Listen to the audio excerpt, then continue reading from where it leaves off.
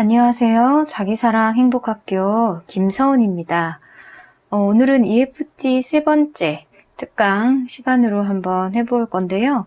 먼저 EFT로 육체 문제를 어떻게 구체적으로 치유하는지 사례를 들면서 시작하도록 하겠습니다. EFT로 육체적인 문제를 해결하기 위해서 육사감생의 원리를 먼저 이해하셔야 되는데요. 육사감생이란 육체, 사건, 감정, 생각의 약자입니다. 어떤 질병이라든지 육체적인 문제가 생길 때는요, 반드시 그의 수반한 사건이 있고요, 또 올라오는 감정과 생각들이 있습니다. 이런 것들을 같이 생각하고 치료해 줄 때 육체적인 문제가 더 빨리 쉽게 치유가 될 수가 있어요. 예를 한번 들어보도록 하겠습니다. 작년에 저희 어머님이 이제 77세신데, 길을 걷다가 산책을 하시다가 실수로 넘어지셔가지고 손목이 부러지셨어요. 그래서 손목뼈가 7조각으로 부러지셔서 일주일 정도 병원에 입원하셔서 수술을 하시고 퇴원을 하신 적이 있거든요. 그래서 제가 경과가 어떤지 전화를 한번 드려봤었는데, 전화상에서 어머니가 막 우시면서 수술도 다 잘 됐다고 하는데 붓기가 안 가라앉고 통증이 계속 있고 내가 왜 이렇게 약해졌는지 모르겠다 하시면서 이렇게 우시는 거예요. 아무래도 몸이 약해지면 사람이 마음도 약해지니까 여러 가지 이제 감정들이 막 올라오신 거죠. 그래서 제가 며칠 있다가 어머님 댁에 방문을 해서 EFT를 한번 해드렸어요. 여기서 육체적인 문제는 손목 골절로 붓기와 통증이 되겠죠. 그리고 사건은 산책하다가 넘어져서 손목뼈가 부러진 것이었어요. 그래서 제가 EFT를 하면서 어머님의 이제 생각과 감정 속으로 한번 쭉 들어가서 그걸 표현하게 했더니 이런 여러 가지 생각과 감정들이 올라왔어요. 먼저 두려움의 감정들이 올라왔는데요. 이렇게 쉽게 부러졌는데 내가 또 산책하다가 또 뼈가 부러지면 어떡하나 겁난다라는 이런 생각들이 올라왔고요. 또 깊이 들어가니까 이러다가 다리도 부러져서 걷지도 못하고 누워서 살다가 죽는 거 아니야? 이런 이제 두려움도 올라왔죠. 왜 노인분들 보면 뭐 고관절이나 다리 쪽이 이렇게 얼음 빙판길에 걷다가 부러지게 되면 그대로 바로 누워서 이렇게 돌아가시는 경우들이 있잖아요. 예, 사람이 이제 움직이지를 못하면 급격히 몸의 모든 기능들이 떨어지고 건강이 악화되면서 아주 안 좋은 상태로 가는 그런 경우들을 주변에서 제가 들었었거든요. 어머님도 이제 그런 생각이 막 드신 거죠. 그리고 또 서러움의 감정들과 수반한 이런 생각들이 올라왔어요. 내가 예전에는 정말 호랑이 기운 같이 엄청 빠르게 걸어 다녔는데 어쩌다가 내가 이렇게 쉽게 약해지고 뼈가 이렇게 산산조각 났을까. 정말 나이 들면서 이렇게 몸이 약해지니까 너무 서럽다. 이런 여러 가지 생각과 감정들이 막 올라오신 거죠. 그래서 이것을 EFT를 해드리면서 그런 두려움, 절망감, 서러움 이런 것들을 다 표현하게 해드렸어요. 근데 이제 더 EFT를 하시다 보면 과거의 사건들이 기억도 하지 못했던 것들이 더 나오기도 하거든요. 그래서 어머님이 이제 갑자기 막 춥고 막 냉기가 느껴진다고 하시는 거예요. EFT를 하는 도중에. 그래서 그와 관련된 생각들을 한번 쭉 따라가 들어가 보니까 둘째 아기를 출산할 때 저희 언니죠. 아무도 없는 상태에서 혼자 출산을 하신 거예요. 남편은 이제 직장 다니느라고 없고 첫째 저희 오빠 막 2살짜리 아기랑 단둘이 있는데 얼마나 무섭고 막 그랬겠어요. 근데 또 출산을 하면서 굉장히 하혈을 많이 하셨대요. 피를 흘리시면서 그거를 이제 다 뒤치다꺼리 하시고 어쨌든 아기를 낳고 아기를 낳았으니까 이제 미역국을 또 끓여 먹으러 가야 되잖아요.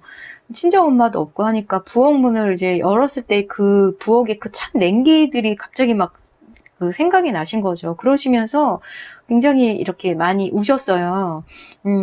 그때 기억들도 같이 한번 이제 EFT를 하면서 한번 치유를 했죠. 그래서 이렇게 나타난 현상은 그 붓기와 통증이지만 그와 수반된 여러 가지 생각과 감정, 심지어는 그 50년, 60년, 뭐 3, 40년 전의 기억들까지 막 올라오는 거예요.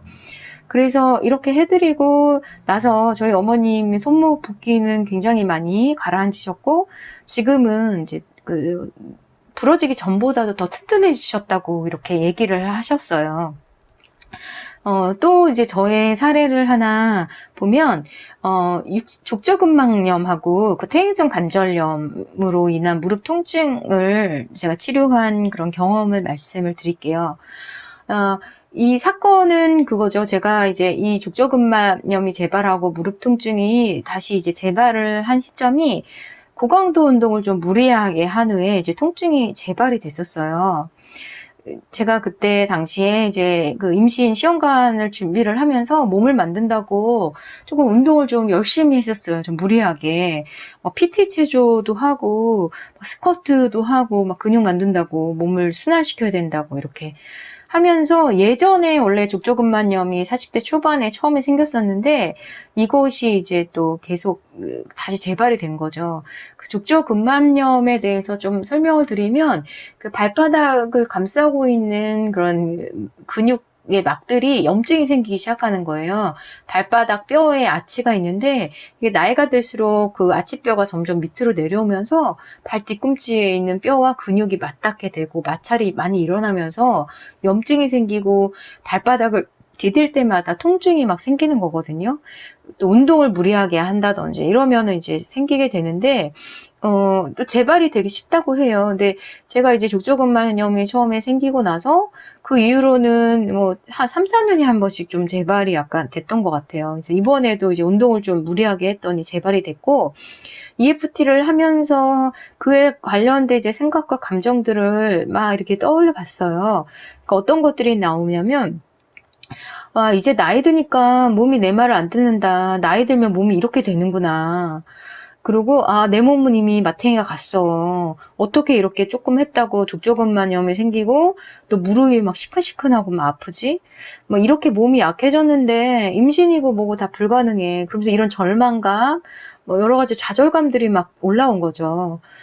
근데 이제 이런 것들을 통해서 EFT를 하다가 더 깊이 있게 이제 들어가 보니까 예전의 기억들도 같이 한번 떠올리게 됐어요.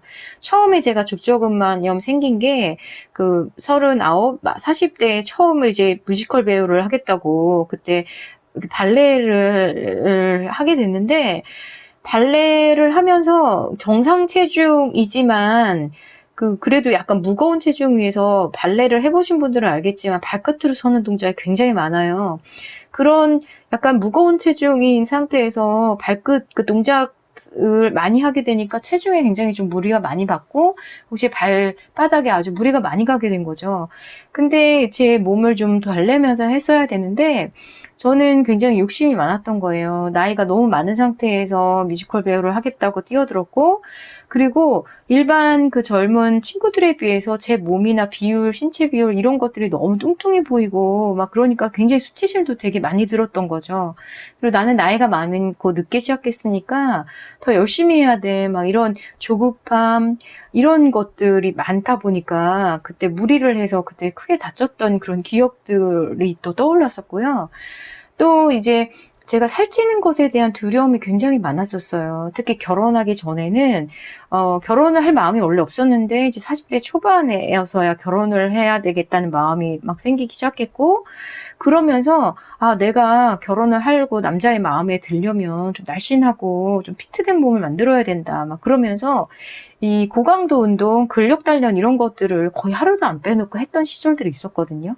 그러니까 이런 살찌는 것에 대한 두려움, 나의 뚱뚱한 몸에 대한 부끄러움, 또 잘해내야 대한 욕심, 이런 것들이 굉장히 복합적으로 돼서 이 족저근막염과 무릎 통증들을 이제 만들게 된 거죠. 그래서 이런 감정들과 기억들을 EFT로 이렇게 다 지워내면서, 실제적으로 이렇게 생각과 감정들을 지운다고 해서 바로 이렇게 낫고 이러는 건 아니에요. 물론 기적적으로 그렇게 통증이 바로 없어지는 경우도 있지만, 대부분의 경우는 이렇게 부정적인 생각과 감정을 지워내면서 나에게 가장 행복하고 건강하게 하는 행동들을 하는 그런 동기유발이 굉장히 많이 되게 됩니다. 그래서 무거운 생각과 감정들이 많이 없어지고 나니까 족저근만염을 고치기 위해서 여러 가지 아주 좋은 행동들을 하게 되는 거죠. 예를 들어서 이제 내가 욕심이 많구나라는 걸 알아차리고 나니까 모든 이제 그 무리됐던 운동들을 다 중단을 하게 되고 그냥 천천히 산책을 한다든지 발바닥에 깔창을 깔고 그 다음에 뭐 유튜브를 이제 찾아서 족저근만염과 무릎 통증에 좋은 재활 운동들을 열심히 따라하게 된 거예요. 그렇게 하니까 아주 이제 지금은 거의 완치가 됐고요. 병원 치료는 하지를 않았어요. 제가 한 번 딱 병원을 갔었는데 병원을 가서 엑스레이를 딱 찍으니까 무릎이랑 이제 관절들을 보더니 퇴행성 관절염이 의심이 된다고 하는 거예요. 그러면서 뭐 이런 얘기를 하는데 처음에는 내가 지금 40대밖에 안 되는데 벌써 퇴행성 관절염이 생긴다는 거야? 그리고 상식적으로 퇴행성 관절이 되고 내는 거 이제 연골이 닳는다는 거거든요. 그 뼈와 뼈 사이를 보호하는 그 말랑말랑한 연골 조직이 이제 닳아서 뼈끼리 서로 부딪히게 되니까 굉장히 염증을 유발하게 되고 아프게 되거든요. 근데 통상적으로요, 연골은 재생이 불가능하다고 해요. 뭐, 아무리 글루코사민이라든지 관절에 좋은 음식을 먹는다고 해서 재생은 되지 않는다고 하거든요. 그러면 어떡해요? 그래서 인공 연골 수술을 권하기도 하고요. 뭐, 그냥 그대로 살아라 이렇게 하기도 하는데, 처음에 제가 의사 선생님한테 퇴행성 관절염이 의심된다는 말을 들었을 때는 살짝 겁이 났어요. 100세 시대인데 지금 60년 이상을 갖고 써야 되는데 벌써 이렇게 하면은 나는 어떻게 하나, 운동도 못하고. 근데 이제 제가 또 책을 찾아봤어요. 의사는 수술받지 않는다라는 이제 김현정 의사님의 책인데요. 이 책에 보면은 모든 것은 자연 치유력이 있다는 거죠. 네. 연골이 이제 닳으면 뼈끼리 부딪히면서 통증과 염증이 유발돼요. 하지만 우리 몸은 스스로 고칠 수 있는 자연 치유력이 있고요. 연골이 벗겨져 나간 자리에는 시간이 지나면서 주위에서 섬유 조직이 자라기도 하고 메꾸기도 한대요. 그리고 이 연골에 운동이나 이런 것들을 하면 미네랄이 모이면서 단단하게 변해서 연골이 없어도 연골 역할을 대신해서 적응을 할 수 있도록 한다는 거죠. 그래서 근육 단련을 열심히 한다든지 또 뭐 산책이나 운동을 통해서 충분히 연골이 재생은 안 되지만 근육이 강화되고 그 조직이 단단하게 아주 단단하게 변하면서 퇴행성 관절염이 있다 하더라도 아무 상관없이 살 수가 있다는 거예요. 그래서 이런 어떤 EFT를 통해 그 부정적인 생각과 감정을 지우는 것도 중요하지만요. 어떤 이성적인 생각, 그리고 이것이 진짜 진실인가, 세상에서 얘기하는 그런 뭐 관념이라든지 의료 상식들이 정말 사실인가, 정말 좀 묵사하고 관찰할 필요가 있어요. 예, 그래서 우리가 뭐 기능적으로 MRI나 엑스레이를 찍어서 뭔가 뭐 디스크가 있다, 아니면 퇴행성 관절염이 있다, 뭐 인대가 끊어졌다 하더라도요, 생활하는데 아무런 불편함이 없는 경우들이 있는 거예요. 네, 그래서 그냥 그런 의사 선생님이나 의료진들이 얘기하는 것을 익명과 그대로 받아들이지 마시고요. 내 몸에는 반드시 자연 치유력이 있다는 거를 이렇게 믿고 대안적인 방법들을 생각하시면 좋을 것 같아요. 네, 다시 이제 EFT로 육체 문제를 치유하는 것으로 다시 한번 돌아가 볼게요. 만약에 여러분들이 어떤 질병이 있거나 통증이 있다면 먼저 한번 적어보세요, 종이에. 구체적으로 어떤 곳이 어떤 느낌으로 어느 강도로 불편한지 한번 적어보시는 거예요. 예를 들어서 구체적으로 어떤 곳이 아픈가요 하면은 그냥 머리가요 이게 아니라요. 구체적인 부위를 한번 적어보세요. 예를 들면 오른쪽 뒷머리가 이렇게 적어보시고요. 어떤 느낌으로 아픈가요? 이렇게 하면은 뭐 그냥 아파요 이렇게 적는 게 아니라요. 구체적으로 뾰족한 연필로 콕콕 찌르듯이 아프다 이런 식으로 적어보시는 거죠. 그리고 강도도 한번 적어보세요. 강도는 0점에서 7점, 10점으로 이렇게 매길 수가 있는데요. 10점은 굉장히 견딜 수 없을 정도로 아픈 거고요. 0점은 아주 편안한 거죠. 5점은 명확하게 통증이 느껴지는 강도로 보시면 돼요. 그래서 몇 점 정도인지, 그래서 EFT를 하고 난 뒤에 그 전후에 통증의 강도가 어떻게 변화하는지 한번 자신이 스스로 그것을 체크하기 위해서 이것은 필요합니다. 자, 이렇게 구체적으로 어떤 곳이 어떤 느낌으로 어느 강도로 불편한지 한번 적어 보신 다음에요. 그 다음에 이 통증 부위를 느끼면 어떤 생각과 감정이 올라오는지 한번 적어 보세요. 제가 아까 사례를 들었듯이 짜증이 올라오는지 분노가 올라오는지 아니면 두려움이 올라오는지 그리고 그와 수반된 생각들은 어떤 것들이 올라오는지 한번 적어 보시면 됩니다. 자, 이렇게 적어 보시고요. EFT의 근데 깊은 효과를 위해서는 어떻게 해야 되는지 한번 말씀을 드려보도록 할게요. 맨 처음에는요, 내가 느끼는 고통이나 통증, 이런 것들, 양상이라고 하는데, 양상을 구체적으로 표현하셔야 합니다. 모호하게 표현하시면 효과가 잘 안 나요. 그냥 배가 아프다, 아니면 감정적으로는 화가 난다, 이런 식으로 마치 이제 6살, 7살짜리 아이들한테 기분이 어때요? 그러면 좋아요, 나빠요, 이렇게 얘기를 하잖아요. 근데 나이가 들고 자기 생각과 감정을 잘 파악하시는 분들일수록 아주 구체적으로 표현할 수가 있거든요. 그래서 구체적으로 한번 표현을 해보시는 겁니다. 여기서 제가 호호포노포노 이야기를 조금 잠깐 할까 하는데요. 호호포노포노는 하와이의 고대로부터 내려오는 그런 치유법이거든요. 여기서 하는 것들은 단 4가지 말을 계속 반복함으로써 무의식을 치유하고 여러 가지 고통이나 통증을 치료하는 방법이에요. 미, 용, 감, 사 해서 미안합니다. 용서해 주세요. 감사합니다. 사랑합니다. 이렇게 4가지 말을 하면서 치료하는 기법인데요. 물론 이것을 안 하는 것보다는 하시는 게 훨씬 나아요. 그리고 저도 습관적으로 사랑합니다, 감사합니다를 길을 가면서도 많이 하고요. 길을 지나다니는 사람들한테 특히 부정적인 감정이 올라올 때 더 많이 이 말을 하면서 중화를 시키고 에너지를 이제 정화하는 방법인데요. 굉장히 좋은 방법이긴 해요.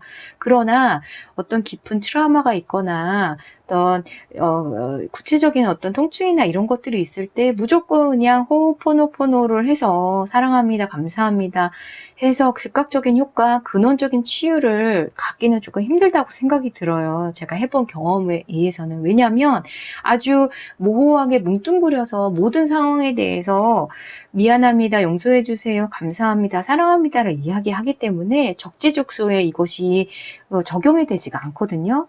하지만 안 하는 것보다 낫습니다. 그러나 정말로 깊은 효과를 내기 위해서는 구체적으로 나의 생각과 감정, 느껴지는 것들을 표현하는 게 아주 중요하다고 말씀을 드릴 수가 있어요. 네, 그리고 EFT의 깊은 효과를 위해서는 2번째, 감정을 담아서 큰 소리로 말합니다. 이게 이제 왜 큰 소리로 말하냐면 내가 큰 소리로 이야기하고 말로 표현하는 순간 그 감정과 생각들이 더 생생하게 표현되고 증폭이 돼요. 그 증폭된 생생한 생각과 감정들이 올라오면 더 무의식의 그 저항감을 열어주고 무의식으로 들어가는 또 열쇠가 되거든요. 더 깊은 무의식 속에 어떤 정보들이 있고 이슈들이 있는지 알 수 있도록 해줘요.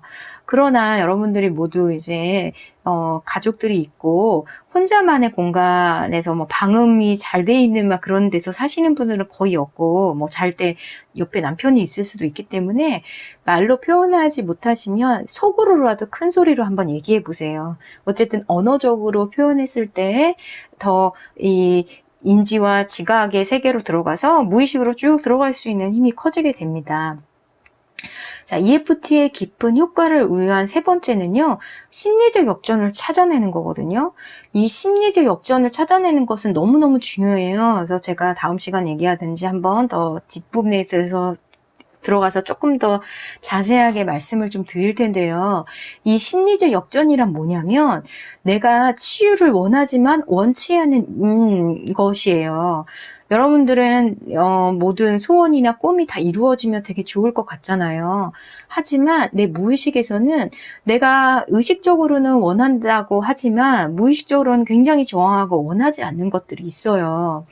그런 것들 때문에 내가 원하는 삶이 펼쳐지지가 않고 꿈이 실현이 잘 안 되는 거거든요. 예를 들면은 이거예요. 예를 들어서 100만 원 버는 사람이 월 1000만 원을 벌겠다라고 학원을 하고 이것을 통해서 EFT를 막 계속 했어요. 하지만 잘 안 될 수가 있거든요. 왜냐하면 첫 번째로는 먼저 너무 현실적으로 갭이 큰 거죠. 현재 100만 원 버는데 갑자기 1000만 원을 벌어본 적도 없는 사람이 그렇게 그 학원을 하면 먼저 의심이 들겠죠. 내가 할 수 있겠어? 이게 말도 안 되는 소리야. 내가 어떻게 해? 이런 의심과 두려움이 먼저 올라오고요. 두 번째는 그 심리적 역전 중에서도 여러 가지 저항감, 이걸 꼬릿말이라고 하는데요. 이런 것들이 올라오는 거죠. 뭐 예를 들어서 이거예요. 내가 월 1000만 원을 벌고 싶다라고 하지만 그 안에는 벌고 싶지 않은 여러 가지 이유들이 있어요. 내가 지금 월 100만 원을 버는 것도 이렇게 허덕허덕 거리면서 막 힘들게 벌고 있는데 내가 1000만 원을 벌면 내 시간과 돈을 엄청나게 소진해야 되는 거 아니야? 나 저녁에 내 자유시간 갖지도 못하고 주말에도 일해야 되는 거 아니야? 지금도 사람 만나는 거 너무 힘들고 피곤한데 더 많은 사람들 만나서 더 많은 스트레스 받아야 되지 않을까? 이러다가 내 건강이 해치는 거 아닐까? 그냥 돈 많이 버는 건 너무 피곤한 일이야. 이런 여러 가지 생각들이 올라올 수가 있는 거죠. 네, 그래서 이 심리적 역전이 내가 무언가를 원하지만 진짜로 원하는지 물어보셔야 돼요. 자기 자신한테. 네, 그리고 이것을 원하지만 원하지 않을 수 있는 어떤 그런 이유들을 깊이 있게 성찰하셔서 한번 찾아보시는 게 되게 중요합니다. 자, 다시 이제 EFT의 깊은 효과를 내기 위해서 또 중요한 부분 하나를 또 말씀을 드리면 구체적이고 적나라하게 표현하시는 게 중요해요. 아까 말씀드렸죠? 모호하게 표현하면 모호하게 치유가 된다. 그래서 예를 들어 볼게요. 육체적인 문제는 예를 들어 배가 너무 아프다. 그러면 이렇게 표현을 하면은 좀 효과가 더디다는 거죠. 나는 배가 아프지만 깊이 진심으로 나를 이해하고 사랑합니다. 이게 아니라 어떤 부위가 얼마만큼 어떻게 아픈지 먼저 부위를 좀 구체적으로 한번 표현해 보세요. 예를 들면 나는 배꼽 주변이 바늘로 콕콕 찌르듯이 아프지만 깊이 진심으로 나를 이해하고 사랑합니다. 예, 또 다른 예로 나는 오른쪽 아랫배를 누가 꼬집어서 쥐어짜듯이 아프지만 깊이 진심으로 나를 이해하고 사랑하고 받아들입니다. 또 하나 예를 들어볼게요. 나는 윗배에 주먹만한 바위덩어리가 막힌 것 같아서 숨이 안 쉬어지고 답답하지만 깊이 진심으로 나를 이해하고 사랑하고 받아들입니다. 네, 이런 식으로 어떤 부위가 어떻게 어떤 강도로 아픈지 그 부위를 좀 구체적으로 좀 표현하실 필요가 있어요. 심리적인 문제를 한번 구체적으로 표현해 볼게요. 예, 심리적인 문제, 예를 들어서 분노의 감정이 엄청나게 올라왔어요. 그러면 모호하게 표현하면 이렇게 되겠죠. 나는 지금 너무 화가 나지만 깊이 진심으로 나를 이해하고 사랑하고 받아들입니다. 예, 이렇게 표현하면은 잘 효과가 안 난다는 거죠. 여러분도 손날점 두드리면서 손날점이나 아니면 가슴이나 타점을 두드리면서 따라해 보세요. 뭐 구체적으로 한번 제가 표현을 해보도록 하겠습니다. 자, 나는 어머니가 나를 때리고 쓸모없는 딸년이라고 욕해서 너무너무 화가 나지만 깊이 진심으로 나를 이해하고 사랑합니다. 자, 두 번째예요. 나는 남자친구가 사람들 다 있는 데서 뚱뚱하다고 놀려서 남자친구를 죽이고 싶을 정도로 화가 나지만 깊이 진심으로 나를 이해하고 사랑하고 받아들입니다. 자, 세 번째요. 나는 1000만 원 돈을 떼먹고 도망간 개똥이 엄마를 생각하면 피가 거꾸로 솟치고 너무 열이 받지만 깊이 진심으로 나를 이해하고 사랑하고 받아들입니다. 네, 좋습니다. 이런 식으로 내가 화가 난다면 무엇 때문에, 어떤 이유 때문에, 그리고 그 상대방이 어떤 감정을 느끼는지 아주 구체적으로 적나라한 감정 상태를 표현할 필요가 있습니다. 그래서 EFT를 이렇게 들어가다 보면 비속어가 나오기도 하고요. 욕이 나오기도 해요. 그런데 우리가 욕이나 비속어 자체가 나쁜 거는 아니에요. 그것을 뭐 해석을 하느냐가 어떻게 해석하느냐에 따라서 달라지고요. 욕이나 비속어를 충분히 EFT나 이런 뭐 아니면 혼자서 일기장을 쓴다거나 할 때 충분히 이렇게 표현을 하시고 나면요. 아주 굉장한 또 카타르시스가 있어요. 우리가 뭐 교양 있는 말만 하고 되게 좋은 말만 하고 겉으로 그렇게 보이시는 분들이 오히려 속이 굉장히 썩어 문드러져 계신 분들이 있어요. 그래서 사회적으로 뭐 종교인이라든지 뭐 정치인이라든지 아니면 굉장히 우리가 사회적으로 좀 존경받는 교수라든지 그런 직업을 갖고 계신 분들이 겉으로 보여지는 그런 모습 때문에 나의 속마음이나 그런 어떤 본능적인 그런 욕구들을 제대로 표현하지 못하시면 속으로 뒷구녕으로 우리가 이상한 짓 한다고 그러죠. 이제 그러면서 나중에 그 문제가 되는 경우들이 있거든요. 억압하면 그것은 끈질기게 저항이 됩니다. 그래서 인간이라는 거는요, 솔직히 다, 동물적인 부분이 있고요. 어떻게 보면 거기서 거기인 부분이 있어요. 우리가 옷을 다 벗고 목욕탕에 들어가면 똑같은 인간이듯이 내가 어떤 지위를 갖고 있다, 내가 어떤 사회적인 뭐 여러 가지 그런 직책을 갖고 있다, 이런 것들을 떠나서 인간은 누구나 굉장히 아주 잔혹하고 탐욕스럽고 그런 생각들을 할 수 있는 존재고요. 반면에 우리가 마더 테레사처럼 아주 성스럽고 고귀하고 그 인류애적인 그런 감정과 생각을 갖고 있을 수 있는 이런 양극단을 오가는 것이 인간이거든요. 그래서 내가 지금 뭐 교수다, 선생님이다, 아니면 종교인이다, 아니면은 뭐, 여러 가지 지위가 있다, 이런 것들을 생각해서 내가 뭐 비속어나 욕이나 이런 것들을 겉으로는 물론 표현할 수가 없겠죠. 하지만 이렇게 심리 치료를 한다든지 자기가 스스로 치유 작업을 들어갈 때는 자기 감정에 굉장히 솔직해질 필요가 있어요. 나 자신에게 솔직해져야지만 타인과의 관계에서도 솔직하게 서로가 교감할 수 있고 소통할 수 있고, 그리고 부정적이라고 생각되는 거, 내가 아니라고 생각하는 것에 대한 편견이 굉장히 많이 줄어들거든요. 왜냐하면 내가 얼마나 밑바닥의 감정을 느낄 수 있는 존재인가를 인정하게 되면 밖에서 그렇게 막 하는 사람들의 말이라든지 여러 가지 행동들에 대해서 이건 옳고 그르다라는 판단이나 비판하는 마음이 좀 많이 줄어들어요. 그래서 오늘은 이제 강의를 하면서 구체적으로 적나라하게 표현하고 이런 부분들에 대해서 좀 말씀을 드렸습니다. 네, 다음 시간에 또 뵐게요. 감사합니다. 제 강의가 도움이 되셨다면 구독과 좋아요, 댓글 부탁드립니다. 감사합니다.